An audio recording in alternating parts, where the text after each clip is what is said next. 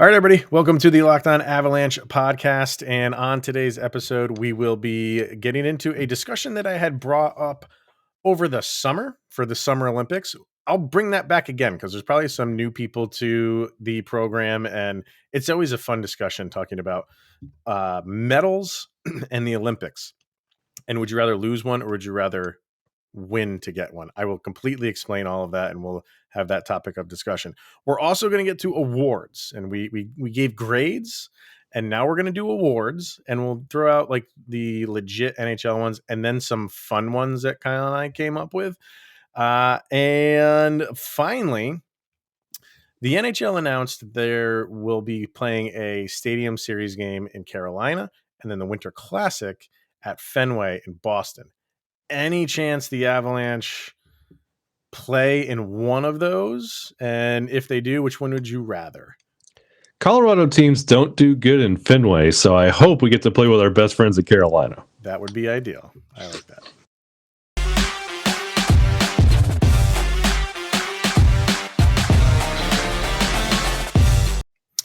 What's going on, everybody? Welcome to the Locked On Avalanche podcast, part of the Locked On Podcast Network, your team every day. I am your host, Chris Messier. With me, as always, Mr. Shaggy Von Doom, Kyle Sullivan.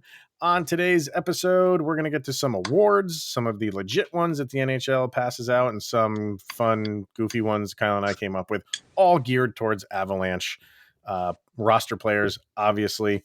But I said in the beginning of the if you're watching on YouTube, we're going to get to something about the Olympics, and then I first wanted to start with the outdoor games. Before we get to that, thank you for making this your first listen of the day. Always appreciated. Follow the show on social media outlets, LOPN_Avalanche on Twitter, Locked On Avalanche on Instagram. Questions, comments, concerns, opinions, lockedonavalanche@gmail.com, and follow the show on our YouTube channel over on the YouTube. Subscribe and get notified when a show goes live. So the NHL announced Stadium Series game in Carolina, and then the Winter Classic game at Fenway. Maybe we're being they should be, because we're one of the best teams in the league. But should the Avalanche get consideration for either one of these games? I know they're both East Coast games, obviously, so would they bring a West Coast team over and play either one of those games?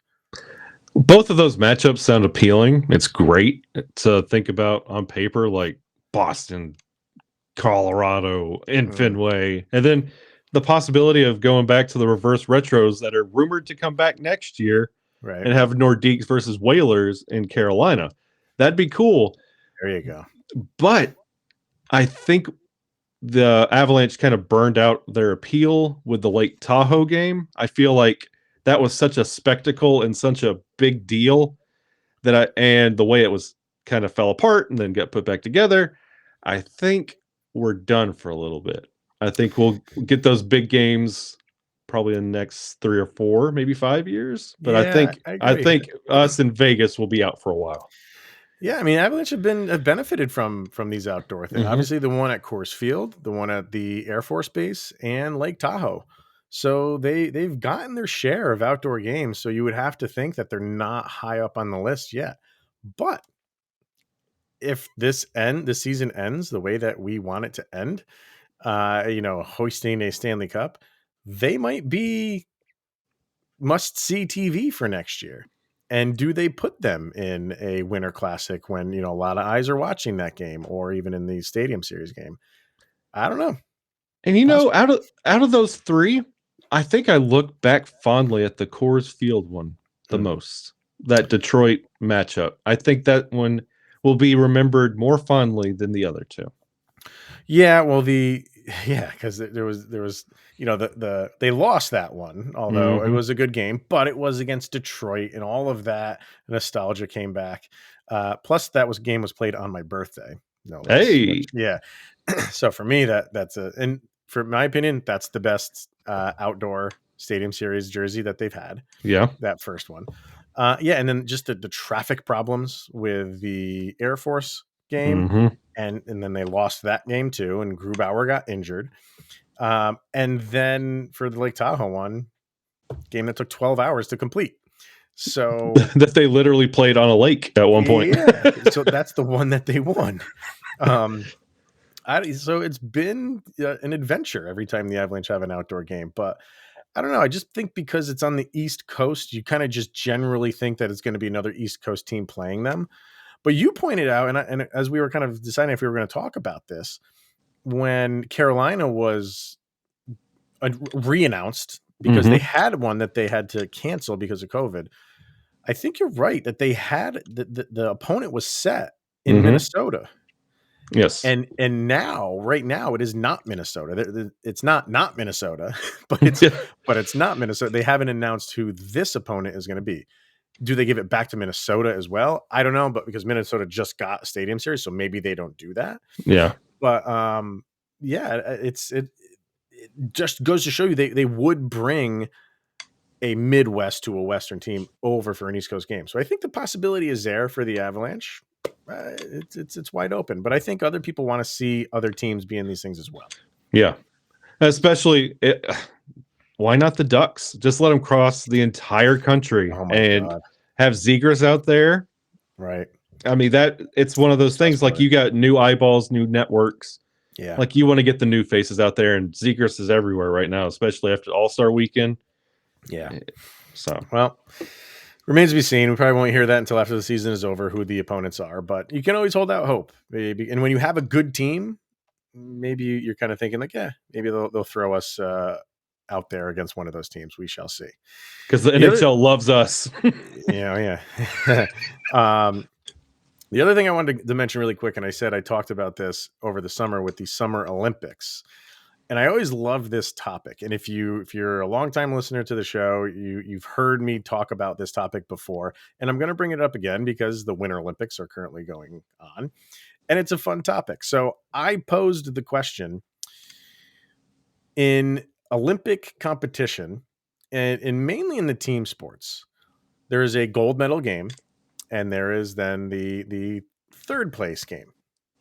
Would you rather lose the gold medal game to gain the silver medal, so you're losing to get a silver medal, or would you rather win the bronze medal game and get the bronze? Because your last moment in the gold medal game, if you lose, is a loss. You get a silver medal. A silver medal is better than a bronze, but you lost that game to get the silver medal. When in the bronze medal game, your last moment is a victory to win a bronze. Lesser medal, but it's a win versus a loss in obtaining that medal. What say you?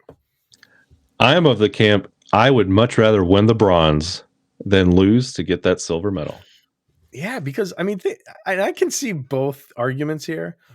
Say you lose the gold medal game and gain the silver medal, and 25 years later, you have that medal in your house, and a grandkid walks up, and you're like, "How'd you get that medal?" "Oh, we lost the gold medal game." Yeah. You don't say, "I won it." Can you say I won? I mean, you did win it technically, but that's semantics. I mean, how do you respond to that? I'm thinking out loud right now. Do you say I won that medal? Yes, but you say lost it. I got the silver medal. You never say I won. You just say I got the silver medal. So you will always look at that as like I lost to get that. That's hanging on your wall. I lost to get that silver medal. And then the bronze is you won to get the bronze. If like you're playing in a team sport and you lost to get that silver medal, every time you see it, you're thinking about that one goal you should have got, that one pass you should have made. If you win that bronze, it's win or go home. You're going home empty-handed, and then you can say, "I won that bronze medal by beating this, and we did this." Right.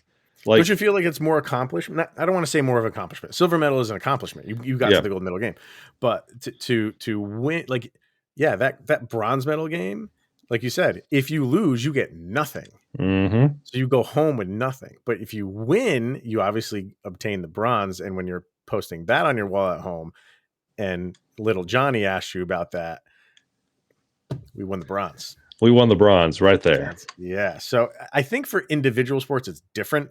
Yeah. Because that's not well. I think there are some gold medal matches. I don't know, but For like, I was watching like ski jumping and stuff like that. That's just like, if you're number one, it's not that you went head to head with this person and they just did a better jump than you. Mm-hmm. And then they pushed you down a peg. I Yeah. think that's still like, all right, I got the silver. That's good. Yeah. I just think it's different when it comes to team sports, and we're going to see it in hockey. Yeah. You know what I mean? Like, you are going to get a gold medal game if it's United States and Canada. Let's hope for that. That'd be fantastic. If you're Canada and you lose that, that's not what they want. They don't What want the silver, and they lost to get that silver. what was it? 2 years? What was it? The last Winter Olympics that Canada got silver? I think it was the women's team, and they threw the silver in the stands. Oh, what was that, man? Yeah. I don't think everybody did, right? I think one Yeah. of the females did. Was it the female team? Yes, it was, and I think it was that same reason that we're talking about. The way they got it. That's Oh, I forgot about that. I got to go look that up now. Yeah. There was something going on there, and then they weren't happy about that she did Yep. that. So yeah, it's that same thing. Like, how do you go home on the airplane looking at that silver medal in your lap? Like, we got to the gold medal game. We could have done so much better, and this is what we got. yeah. I want to hear from people. I'm sure we'll get some comments, especially on the YouTube side of things. But because there's some people that are like, nope, I want silver. Silver's better than bronze. That's second place. That's what I want. And I get that. I get both sides of this argument.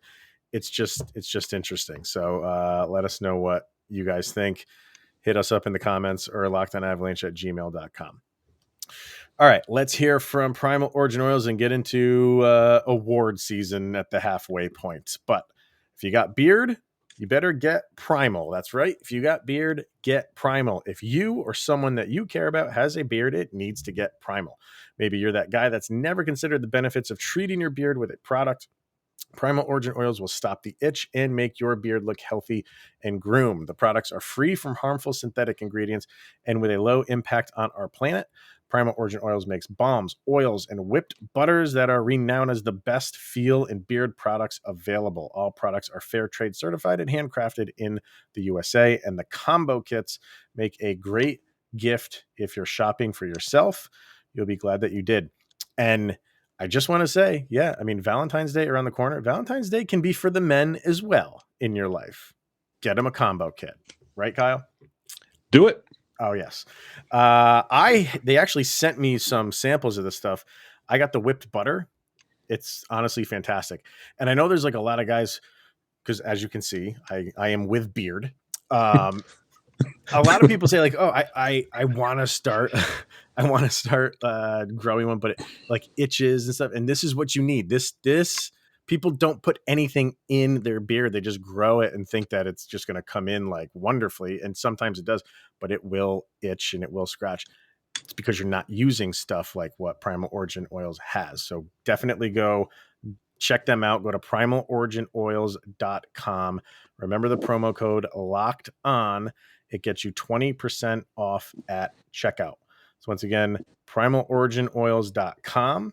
Promo code is locked on for 20% off. And we know that every company claims to have the best, but Primal Origin Oils challenges you to compare their ingredients and the feel of in-beard products to other products that you have used. And we promise you will see and feel the difference. primaloriginoils.com. Promo code is locked on. All right, so let us get to some awards here. We're going to start off with the actual awards that are thrown out from the NHL to their players. And we're not going to go through like the Hart Trophy because those I think we're kind of on par with. We're kind of in the same ballpark on who we think we're going to get. We're going to do like kind of like the deeper awards here. And if we're handing out awards, I think we know who Coach of the Year and GM of the Year are as well. Exactly. So yeah, there's no like we can't have a discussion on that because there's only one available. But so I figured a fun one to do it would be the Rocket Richard Trophy, and that is awarded. That's not even voted on. That's just who leads the league in goals. So this would be who would lead the Avalanche in goals by the end of the season. And right now, Mikko Rantanen is leading them with 24.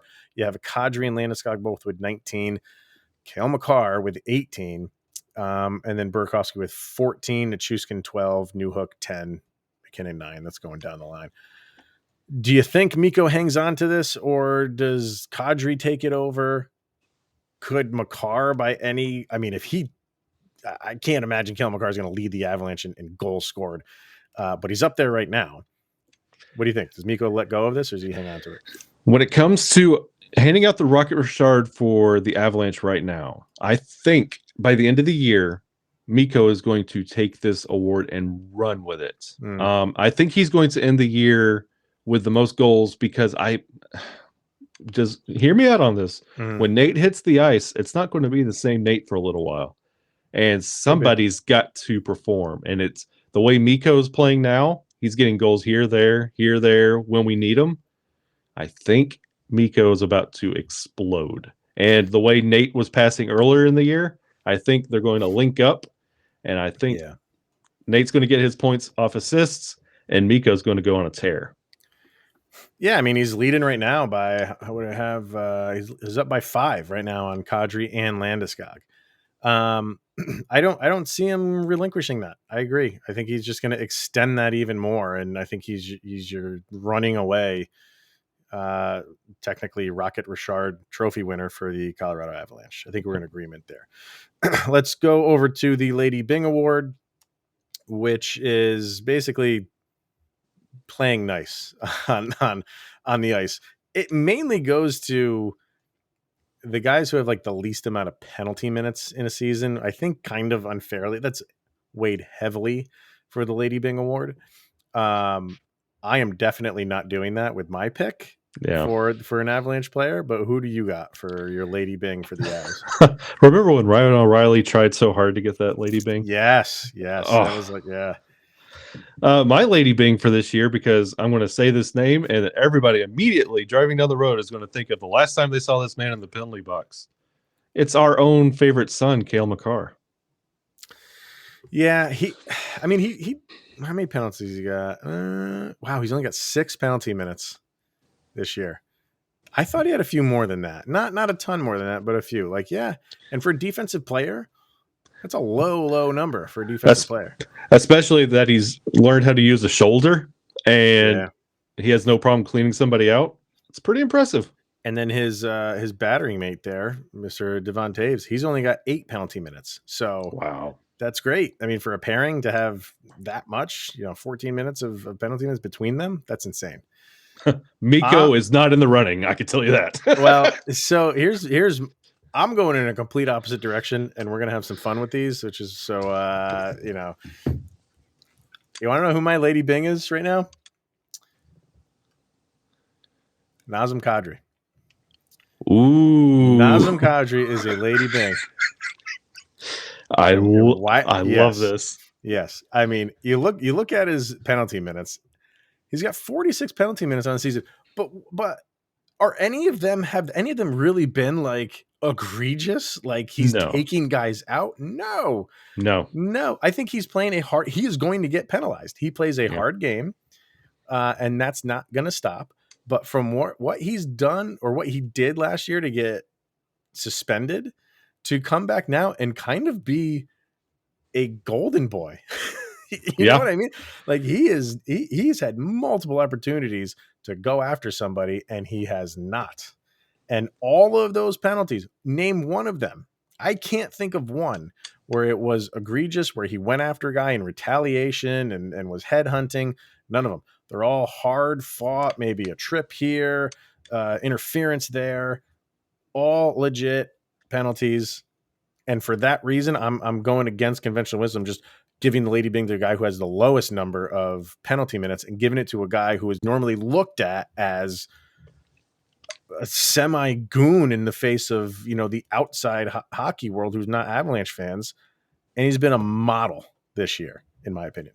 I just keep imagining Gary Bettman handing that Lady Byng to Nazem Kadri. It'll never happen. Spontaneously combust and look like the cover of a Rage Against the Machine album. I mean, he's nowhere going to be in the running, but in context, he's been on his best behavior this year. Yeah. So I think he's worthy of that. All right, let's do the Masterton Award, which is a dedication to hockey. So can go a number of different ways for this one, but who do you got for that? This one's kind of left field, but you kind of think about it, it makes sense. Ryan Murray. Okay. Yeah. Okay. The man's been cut up, beat up, still showing up to the game, was going to be out month to month, was out just a couple weeks. Like, yeah, that's dedication. Like, especially at his age, if you get hurt like that, that's your meal ticket. You don't have to come back. Like, take it easy. Yeah. Heal yourself. And he wanted to come back. So stick taps to you, right? I agree with that. For me, I'm going Jack Johnson because, nobody really wanted him. And he came to the Avs on a tryout basis. And even when that happened, I don't think anybody thought he would make this team, let alone be kind of an integral part of the defensive side of things. So he was kind of, if he didn't make it with the Avs, I don't know if anyone was going to pick him up. No. You know what I mean? So he had a really good camp, enough to be signed. And I think that all goes to dedication and sticking with the craft and sticking with it and working your butt off and getting back out there. And a good team wanted you. You know what I mean? This isn't just a bottom of the barrel team saying like, all right, we'll just use you for a body. No, this is a Stanley Cup contending team that saw enough in you to sign you, and you get a lot of ice time. So that's my dedication to hockey and Jack Johnson. Let's do one more. We're going to do the Mark Messier Award, which is the NHL Leadership Award. So I know we could easily say, Gabe Landeskog on this. I'm not, just again to make this fun and interesting, but who do you got for a leadership award for the Avs? This is where my Nazem Kadri vote would come in, just because of his relationship he's developed with Alex Newhook. And you could see him like orchestrating and like facilitating on and off like the ice. He's setting up Newhook where he should be in certain areas and certain times. And on the bench, they're all talking. When he could just go in there and just be Nas, I don't have to deal with this. I'm not going to be here. Mm-hmm. He can have that mentality. Mm-hmm. But he's training up Newhook and he's training up these younger guys. Like, that's leadership. Like, doing the things that you really aren't supposed to do or need to do, but doing it anyway. All right. I like that. For me, I'm going way off base here again. My leadership award goes to Curtis MacDermid. Yeah, man. Sit up. Wow. In your seat. Hey, he's the muscle. Nobody's gonna mess with anybody that's on the Avs right now simply because of Curtis MacDermid. He will not hesitate to drop gloves and throw some knucks around. And sorry, that's a different type of leader, but that's still a leader in my eyes. I am proud of the growth that I've seen in you, Chris. This is a big moment for you to give Curtis an award and a leadership one at that. I mean, I'm not buying his jersey yet, but I have seen a huge turnaround in Mr. MacDermid. And I think, when somebody wants to bully your teammates around and you don't let that bully win, you're a leader. You're a leader. So take a bow, Mr. MacDermid. All right.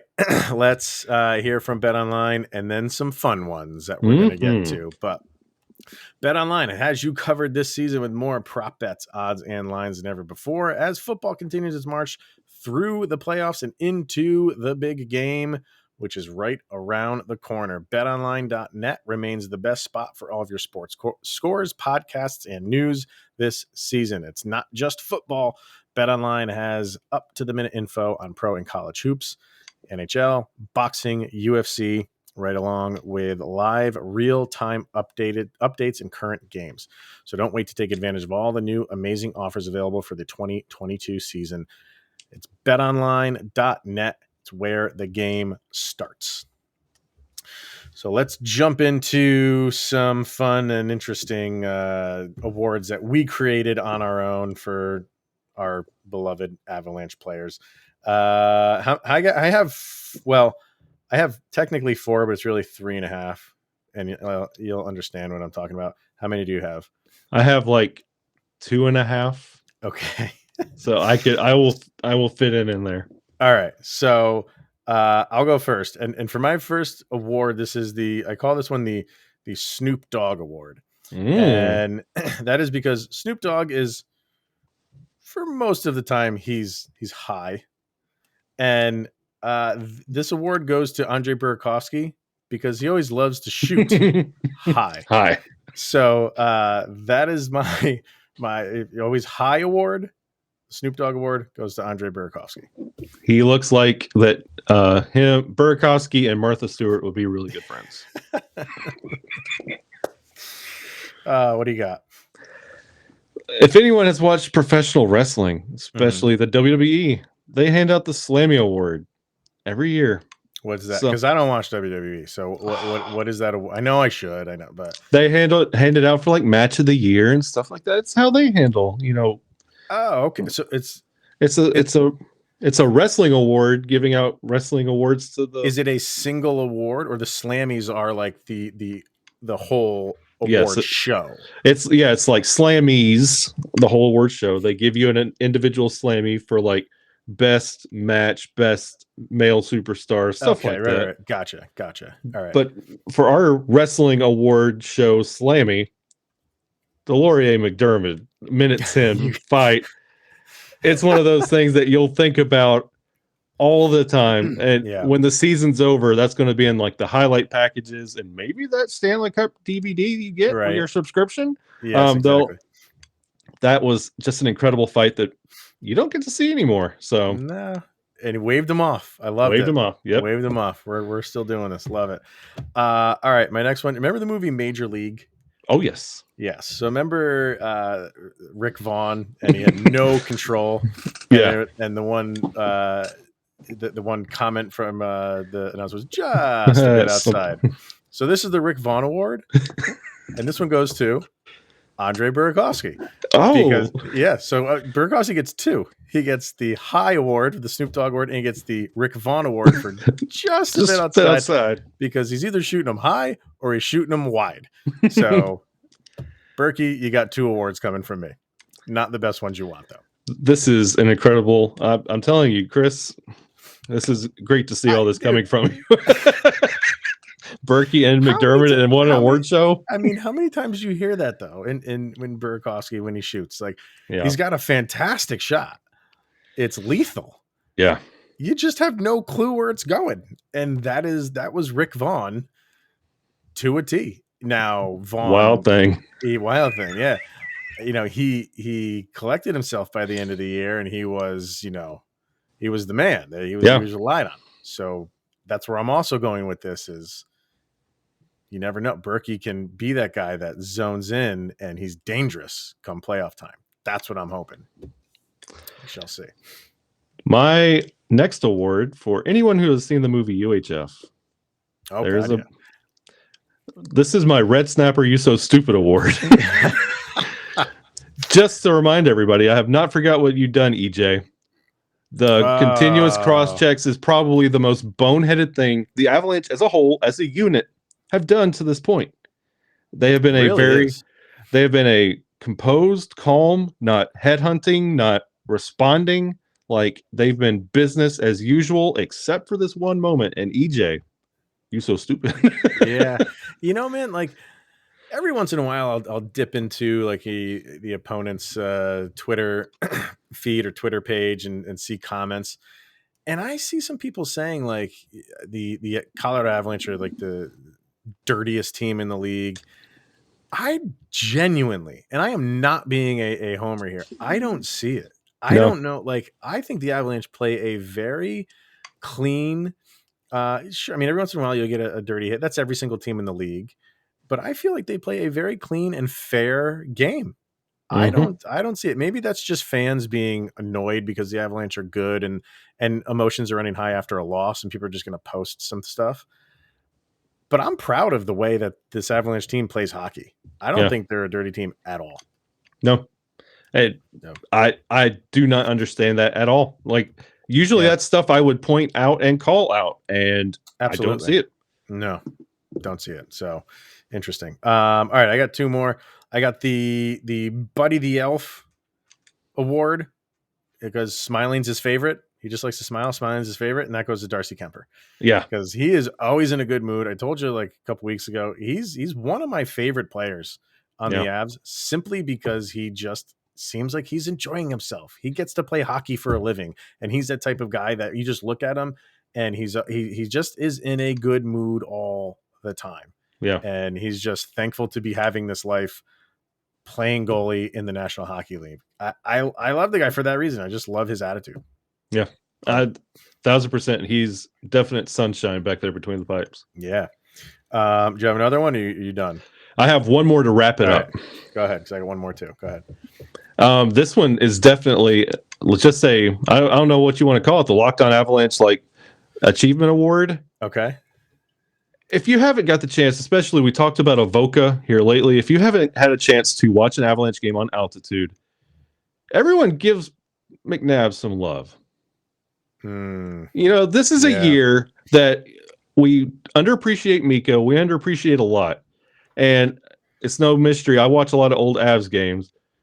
We underestimate what we have in Peter McNabb. And this is a year to go and sit and listen to McNabb call a game. Yeah. He is a treasure that we need to appreciate. Yeah, and you always, you're pulling for him hard, obviously, for what he's going through. And every time he's not there, and who's filling in for him? It's not like Mosier. Like Kiefer will go up there sometimes. Yeah. So you got someone else filling in for him. Your mind just goes there. You're like, oh man, how's he doing today? So you're right though, and I never forget when Connor McGahey was on the first time, he was like, he just loves to talk hockey. He will talk. It doesn't have to be Avalanche. He will talk your ear off for 2-3 hours, and the stories he has are like, remember the movie Big Fish? Yeah. Like just those stories, like that is Peter McNabb. Yep. So you're right, man. You hit the nail on the head with that. He is a Avalanche and hockey treasure. Yeah. And when he is calling a game, and just to be doing that right now and what he's going through, he's a hero. He is he's awesome. So you nailed that one, man. Good job. My last one is the Blink 182 award, and that is for the man who does all the small things. And for me, that's Logan O'Connor. He's getting his hands dirty. He's doing the dirty work, doing the grunt work on the penalty kill, has all those shorthanded goals, and you have all those shorthanded opportunities. His work ethic is just unmatched. He is, the workhorse right now for this Avs team on a, the bottom six basically. And he's the guy that will go out there and do anything that you need him to do. So he gets my Blink 182 award. 1,000%. And like I was talking yesterday when we were giving out grades, like you don't want to fall in love with flashes. I want to fall in love with a good player. He's one of those that has the potential of putting all these good moments and all these little things that he's doing, putting it together into one incredible hockey player that we will have for the Avalanche for years to come. And by the way, next couple of years, these contracts like LOC, it's good to maximize talent out of these contracts because things will be tight. Yeah, that's true. But he's taken over as like the Matty Hustle of the Avalanche. So that's it. So there you have it. Some fun, goofy week off awards that we want to hand out to our Avalanche players. But if you have any, come up with any and let us know, because these are like kind of fun topics of discussion that we like to have with you guys over on Twitter or on YouTube. It's been fun. All right, that is going to wrap it up. I know we said we were going to have Seth on and do a crossover with him. He got caught up with work, so that got pushed back to hopefully tomorrow. If everybody's on board and nobody gets called into work or has any problems with kids going to sleep, like Kyle and I do from time to time, we will have a crossover with Seth tomorrow. If not, we'll be back and it'll be just two of us and we'll talk about whatever comes to mind. So, all right, everybody, that is going to wrap it up. Thank you for making this your first listen of the day. That it's always appreciated. Head on over to Locked On NHL for your second listen and get caught up on everything happening around the leagues, because games have picked back up. The Avalanche might be off till Thursday, but there are some games going on. So, all right. Thanks for tuning in. Again, always appreciated. He is Mr. Shaggy Von Doom, Kyle Sullivan. I am Chris Maselli, and this is the Locked On Avalanche podcast. We'll see you guys tomorrow.